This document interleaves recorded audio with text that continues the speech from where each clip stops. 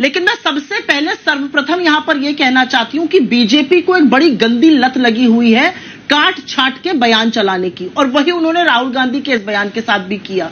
राहुल गांधी जी हर धर्म हर वर्ग को अपनी पोशाक, अपनी भाषा, अपनी संस्कृति की बात कर रहे थे, इन्होंने उसको सिखों से जोड़ा। बहुत अच्छा किया। मैं आपसे पूछना चाहती हूं, आज इस देश को आईना दिखा रहे हैं राहुल गांधी, और साथ में बहुत सारे यहां पर बैठे हुए लोगों को भी दिखा रहे हैं। इस देश में क्या यह चिंता नहीं होनी चाहिए कि हरियाणा में, दिल्ली, राष्ट्र की राजधानी दिल्ली से 20 किलोमीटर दूर फरीदाबाद में आर्यन मिश्रा की गोलियों से भूनकर हत्या कर दी जाती है, और हत्यारे को यह मलाल है नहीं है कि उसने 17 साल के युवा को मौत के घाट उतार दिया, उसको यह तकलीफ है कि उसने उसको मुसलमान समझ के उतारा। आगे सुनिए, महाराष्ट्र में एक बुजुर्ग मुसलमान जो दिखने में मुसलमान है, उसकी दाढ़ी है, टोपी पहने हुए, उसको पीटा जाता है, उसके साथ अभद्रता की जाती है, उसको लतियाया जाता है। क्यों? क्योंकि वो मुसलमान है, और आरोपियों को छोड़ दिया जाता है। वो तो भला हो कि एक्ट फिर से लगते हैं और आरोपी गिरफ्तार होते हैं। हरियाणा में एक लड़के की असम से जो आया था, पीट पीट कर उसकी हत्या कर दी जाती है क्योंकि शक था कि वो मुसलमान है। तो मेरा अपना मानना है कि ये सारी बातें एक तरफ है, ये आक्रोश भी आपका एक तरफ है। ये आक्रोश कहां था जब पंजाब से आए हुए, हरियाणा से आए हुए, इस देश से आए हुए 700 किसानों की शहादत हुई और मोदी जी ने कहा मेरे लिए थोड़ी मरे? ये आक्रोश कहां था जब आपकी सांसद, बीजेपी की सांसद पंजाब के सवाल पर जवाब देती हैं कि हत्यारे और बलात्कारी हैं किसान? ये आक्रोश कहां था जब आपके मंत्री, आपके सांसद आंदोलनकारी किसानों को मवाली, गुंडे, खालिस्तानी, पाकिस्तानी कहते हैं?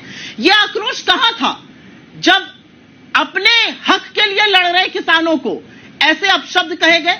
ये आक्रोश कहां था जब ये तस्वीर सामने आई, एक बुजुर्ग किसान सिर पे पगड़ी पहने हुए, उस पर लाठियां बरस रही हैं?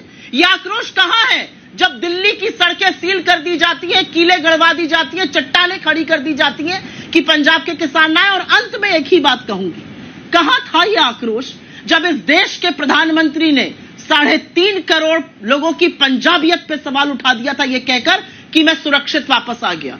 आपको पंजाब जाके असुरक्षा महसूस हो रही थी? कहां था यह आक्रोश?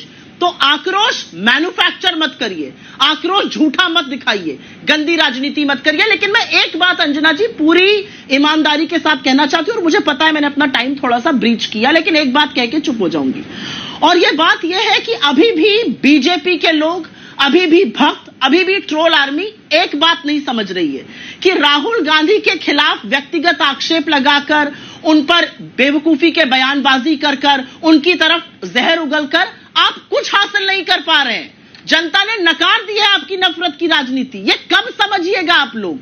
लेकिन आप जितना ज्यादा ये करिएगा उतना ज्यादा आपका असली चेहरा और बनावटी आक्रोश सामने आता है, जो ढोंग है।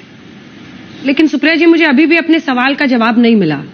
क्या इस देश में धर्म के आधार पर अपने जो धार्मिक प्रतीक है उनको पहनने में लोगों को डर लग रहा है?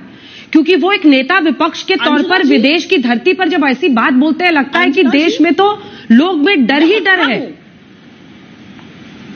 अंजना जी, मैं हतप्रभ हूं। मैंने आपके सामने 4 एग्जाम्पल दिए। धर्म के आधार पर लोगों को पीटा जा रहा है, उनकी हत्या की जा रही है। एक हिंदू लड़के की मुसलमान समझ के हत्या कर दी गई, एक बुजुर्ग मुसलमान को पीटा गया, शक था कि उसके पास बीफ है, एक लड़के की पीट पीट कर मार डाला गया, लड़कियों के हिजाब नोच लिए जाते हैं, बुजुर्गों के और बुजुर्ग मुसलमानों के कितने वीडियो सामने आते हैं, उनकी दाढ़ी नोचकर उनसे अजीब बातें करी जाती हैं। जवाब दीजिए मनजिंदर जी। को कहा जाता है बीजेपी के। मनजिंदर जी जवाब दीजिए। डर का माहौल है, आपको नहीं लगता ये आतंक का माहौल है?